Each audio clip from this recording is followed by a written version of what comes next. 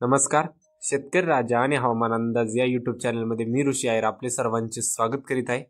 सध्या या मॅपचा अंदाज बघायला गेलं तर आपण पाहू शकता की जो कमी दाब हा विशाखापट्टणम आणि विजयवाड्याच्या दरम्यान आपल्याला तयार झालेला दिसत होता, त्याचा आता मुख्यतः प्रभाव हा आपल्याला राज्याच्या अनेक भागांमध्ये झालेला दिसत आहे आणि त्याचा मुख्यतः केंद्रबिंदू हा मराठवाड्याचा भाग असून त्याचा प्रभाव हा आपल्याला पश्चिम महाराष्ट्र, मध्य महाराष्ट्र आणि त्याचबरोबर पुणे घाटमाता परिसर आणि छत्रपती संभाजीनगरच्या काही भागांमध्ये जोरदार ते अतिजोरदार स्वरूपाचा पाऊस झालेला आहे. काही ठिकाणी अनेक ठिकाणी ढगफुटी सदृश्य देखील पाऊस झालेला आहे. तर ह्या व्हिडिओच्या माध्यमातून आपण संपूर्ण सविस्तर 48 तासाचा अंदाज घेणार आहे व त्याच्यानंतर आपण परतीच्या पावसाबद्दल देखील बोलणार आहे. त्यामुळे तुम्ही व्हिडिओ शेवटपर्यंत बघा आणि जर तुम्ही आपल्या चॅनलवरती नवीन असाल तर नक्की आपल्या चॅनलला सबस्क्राईब करा. सध्या पाहू शकता आपण संपूर्ण राज्यात आपल्याला ढगाळ परिस्थिती आणि मेघगर्जना आणि विजांचा कडकडाट दिसत आहे. आपण जीएफएस मॉडेलचा धावता अंदाज घेणार आहे. जीएफएस मॉडेलनुसार आपण पाहू शकता 15 तारखेला मध्य महाराष्ट्र, त्याचबरोबर मराठवाड्याचा संपूर्ण भाग, पश्चिम महाराष्ट्र म्हणजे सर्वदूर राज्यात आपल्याला जोरदार ते अतिजोरदार स्वरूपाचा पाऊस झालेला दिसत आहे. अनेक ठिकाणी ढगफुटी सदृश्य पाऊस झालेला दिसणार आहे.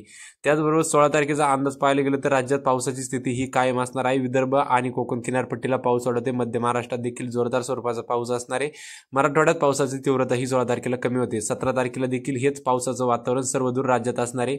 थोडा कमी दाबाचा प्रभाव हा कमी होतोय, परंतु पाऊस हा राज्यात अनेक भागांमध्ये हजेरी लावणार आहे. आता बघायला गेलं तर उत्तर महाराष्ट्रात 17 तारखेला पाऊस, त्याचबरोबर 18 तारखेला देखील उत्तर महाराष्ट्राच्या अनेक भागांमध्ये आपल्याला जोरदार पाऊस झालेला दिसणार आहे. तर आपण आता ह्या मॉडेलचा सविस्तर अंदाज घेणार आहे. तर सध्या बघायला गेलं तर आपण पाहू शकता 15 तारखेला आपल्याला कोकण किनारपट्टी, त्याचबरोबर पुणे घाटमाता परिसर, त्याचबरोबर मराठवाड्याचा काही भाग आणि मध्य महाराष्ट्राच्या अनेक भागांमध्ये आपल्याला जोरदार ते अतिजोरदार स्वरूपाचा पाऊस झालेला दिसणार आहे. तर आता हे मुख्यतः भाग असणार कोणते हे देखील जाणून घ्या. प्रथमतः बघायला गेलं तर आपण पाहू शकता इकडे लातूर, धाराशिव, त्याचबरोबर अहमदपूर, परळी, बीड, त्याचबरोबर माजलगाव आणि पैठण, छत्रपती संभाजीनगर. आता छत्रपती संभाजीनगरला 14 तारखेला अनेक ठिकाणी आपल्याला ढगफुटी सदृश्य पूर परिस्थिती निर्माण झालेली दिसली आहे आणि त्याच मुख्यत्व उद्या म्हणजे 15 तारखेला देखील या भागात आपल्याला पावसाचा अंदाज हा कायम असणार आहे. परंतु 15 तारखेला होणार काय, आता अजून देखील मध्य महाराष्ट्राच्या काही भागांमध्ये पावसाचा जोर वाढणं बाकी आहे. त्या भागात देखील पाऊस आता 15 तारखेला जोर त्याचा वाढणार आहे. म्हणजे 15 तारखेपासून आपल्याला राज्यात सर्वदूर सर्वाधिक पाऊस हा आपल्याला मध्य महाराष्ट्राच्या अनेक भागांमध्ये झालेला दिसणार आहे. आता नेमकी उत्तर महाराष्ट्राचा विचार करायला गेलं तर आपण पाहू शकता उत्तर महाराष्ट्राला आपण विजापूर, त्याचबरोबर विजयपूर, छत्रपती संभाजीनगर, इकडे श्रीरामपूर, नाशिक, इगतपुरी, भंडारा, त्याचबरोबर बघायला गेलं तर संगमनेर, निफाड, नाशिकचा संपूर्ण भाग, त्याचबरोबर इकडं घारगाव, राहुरी, घोडेगाव ह्या संपूर्ण भागांमध्ये आपल्याला जोरदार ते अतिजोरदार स्वरूपाचा पाऊस हा 15 तारखेला दिसणार आहे. आता सगळ्यात महत्त्वाचा विषय म्हणलं तर इकडं पुण्याचा विचार करायला गेलं तर इकडं आपल्याला सासवड, त्याचबरोबर इकडं वाई म्हणजे साताऱ्याचा भाग, त्याचबरोबर इकडं कोकण किनारपट्टीला अनेक भागांमध्ये आपल्याला अतिवृष्टी झालेली दिसणार आहे. आता कोकण किनारपट्टी आणि पश्चिम महाराष्ट्राचा भाग, आता पश्चिम महाराष्ट्राचा भाग नेमकी म्हणजे कोल्हापूर, सांगली, सातारा, कराड ह्या भागांमध्ये आपल्याला 15 तारखेला अनेक ठिकाणी पूर परिस्थिती निर्माण झालेली दिसणार आहे. म्हणजे हा मुख्यतः कमी दाबाचा प्रभाव आहे आणि त्याच आपण बघायला गेलं तर आपण पाहू शकता आपल्याला राजस्थानमधून मान्सून माघारी फिरताना देखील दिसत आहे. म्हणजे परतीचा हा पाऊस हा राज्यात परतीचा पाऊस आहे. आता संध्याकाळनंतर काय होणार आहे हे देखील जाणून घ्या. संध्याकाळनंतर ह्या वातावरणात अधिक वाढ होईल आणि संध्याकाळच्या सत्रात आपल्याला पाहू शकता आपण सोलापूर, पंढरपूर, बार्शी, त्याचबरोबर तुळजापूर, लातूर, पेठ, करमाळा, जामखेड, बीड, त्याचबरोबर इकडे काडा, पाथर्डी, त्याचबरोबर आपण पाहू शकता पैठण, छत्रपती संभाजीनगरचा संपूर्ण भाग, अहिल्यानगरचा देखील संपूर्ण भाग, ह्या भागांमध्ये आपल्याला जोरदार ते अतिजोरदार तर काही ठिकाणी अतिवृष्टी देखील झालेली दिसणार आहे. आता 15 तारीख ही राज्यासाठी खूप महत्त्वाची असणार आहे, कारण की 15 तारखेला आपल्याला अनेक ठिकाणी पूर परिस्थिती व शेतकरी पावसाला कंटाळणार आहे. आता 16 तारखेचा अंदाज पाहायला गेलं तर 16 तारखेनंतर काय होणार आहे, राज्यात पाऊस हा भाग बदलत सर्वदूर जोरदार स्वरूपाचा पडणार आहे. म्हणजे आता 16 तारखेला आपण पाहू शकता मध्य महाराष्ट्रात आपल्याला पाऊस दिसत आहे, त्याचबरोबर विदर्भ, उत्तर महाराष्ट्राच्या काही भागांमध्ये. तर ह्या पावसाची तीव्रता ही आपल्याला अधिक दिसत आहे. म्हणजे 16 तारखेपर्यंत राज्यात आपल्याला जोरदार स्वरूपाचा पाऊस ह्या मॉडेलने देखील दाखवला आहे. आणि सगळ्यात महत्त्वाचा विषय बघायला गेलं तर आपण पाहू शकता की आपल्या राजस्थानमधून बराचसा हा मान्सून मागे फिरलेला दिसत आहे, म्हणजे परतीच्या पावसाला सुरुवात झालेली आहे असं आपल्याला आता म्हणता येईल.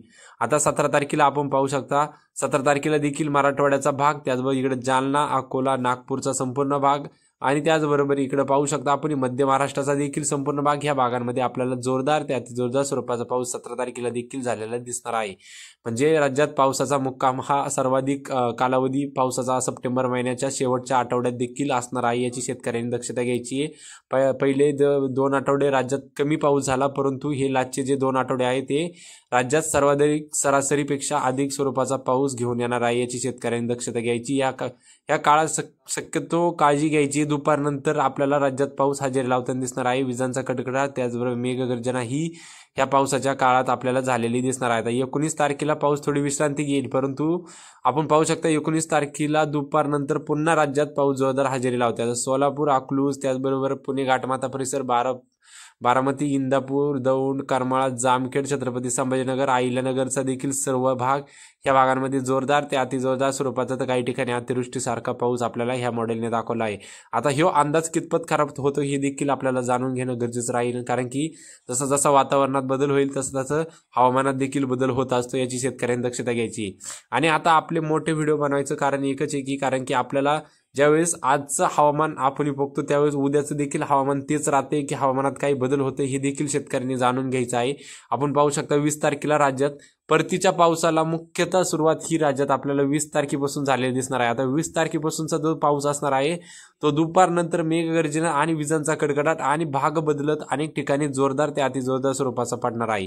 तर राज्यात आपल्याला 20 तारखेला देखील पाऊस दिसत होते. 21 तारखेचा अंदाज पाहायला गेला तर आपण पाहू शकता एक चक्रकार स्थिती ही आपल्याला इकडं विशाखापट्टणमच्या दरम्यान तयार झालेली दिसते, म्हणजे मान्सूनला रोखण्यासाठी पुन्हा एक नवीन कमी दाब विकसित होताना आपल्याला दिसत आहे. आणि त्याचा कितपत प्रभाव हा आपल्याला राज्यात दिसणार आहे येत्या 22 तारखेनंतर आपल्याला समजेल. 22 तारखेला देखील राज्यात परतीच्या पावसाची जोरदार बॅटिंग आपल्याला झालेली दिसत आहे. मध्य महाराष्ट्र आणि त्याचबरोबर कोकण किनारपट्टी, घाटमाथा परिसर, आपल्याला फक्त मराठवाडा आणि विदर्भाच्या काही भागांमध्ये ह्या पावसाचा प्रभाव हा कमी स्वरूपाचा झालेला दिसत आहे, परंतु मध्य महाराष्ट्रात आणि कोकण किनारपट्टीला ह्या पावसाचा मुख्यतः प्रभाव हा अधिक स्वरूपाचा असणार आहे. 23 तारखेला ह्या चक्रकार स्थितीत अधिक वाढ होईल आणि 23 तारखेनंतर आपण पाहू शकता 23 तारखेला देखील भाग बदलत राज्यात जोरदार स्वरूपाचा पाऊस आहे. आणि 23 तारखेला आपण पाहू शकता उत्तर भारतातून बराचसा मान्सून माघारी फिरताना आपल्याला दिसत आहे. आता 24 तारखेला होणार काय आहे हे देखील जाणून घ्या. 24 तारखेला एक अरबी समुद्रात एक हलकेसे कमी दाबाचे क्षेत्र निर्माण होते आणि त्याचा तीव्र स्वरूपाचा प्रभाव हा आपल्याला मध्य महाराष्ट्र, कोकण किनारपट्टी आणि त्याचबरोबर पश्चिम महाराष्ट्राच्या अनेक भागांमध्ये झालेला दिसणार आहे. आणि याचा प्रभाव आपल्याला मराठवाड्यापुरता मर्यादित नसून हा उत्तर महाराष्ट्रावर देखील आपल्याला बराचसा प्रभाव झालेला या कमी दाबाचा दिसणार आहे. आता या दरम्यान 2 कमी दाब निर्माण होणार आहे, एक भुवनेश्वरच्या दरम्यान आणि एक इकडं गोव्याच्या दरम्यान. त्याच्यामुळे हे दोन्ही कमी दाब आपल्याला त्यांच्यामध्ये एक टर्फ लाईन निर्माण होईल आणि ह्या टर्फ लाईनचा कितपत राज्यावर आपल्याला प्रभाव पडेल हे देखील बघणं गरजेचं असणार आहे. आपल्याला 25 तारखेनंतर देखील राज्यात अतिवृष्टीसारखे मोठाले पाऊस झालेले दिसणार आहे, याची शेतकऱ्यांनी दक्षता घ्यायची आहे, कारण की राज्यात पाऊस हा उघडणार नाही. आपल्या कामाचे नियोजन आपण लावायचे आहे. आता हा पाऊस कितपत शेतीसाठी योग्य ठरतोय व कितपत हा आपल्या शेती कामांसाठी नुकसानकारक ठरणार आहे आता हे येत्या काळात आपल्याला समजेलच, कारण की आपण पाहू शकता एका पाठोमाग एक कमी दाब हे बंगालच्या उपसागरात आपल्याला तयार झालेले दिसत आहे. म्हणजे 27 तारखेपर्यंत तरी राज्यात आपल्याला जोरदार स्वरूपाचा पाऊस हा भाग बदलत दिसत आहे. आणि 28 तारखेला आपण पाहू शकता एक मोठा कमी दाब म्हणजे त्याचं रूपांतर हे डिप्रेशनमध्ये झालेलं दिसत आहे आणि त्याच्यात एक टर्फ लाईन ही आपल्याला तयार होऊन ती मुख्यतः आपण पाहू शकता इकडं विचार करायला गेलं तर विशाखापट्टणम आणि भुवनेश्वर त्याचबरोबर नाशिकचा भाग ह्या दोन्हीमध्ये आपल्याला एक टर्फ लाईन दिसते आणि ह्या टर्फ लाईनचा मुख्यतः प्रभाव हा राज्यात जोरदार ते अतिजोरदार स्वरूपाचा पाऊस हा सप्टेंबर महिन्याचा लास्टच्या आठवड्यात देखील पडताना आपल्याला दिसणार आहे.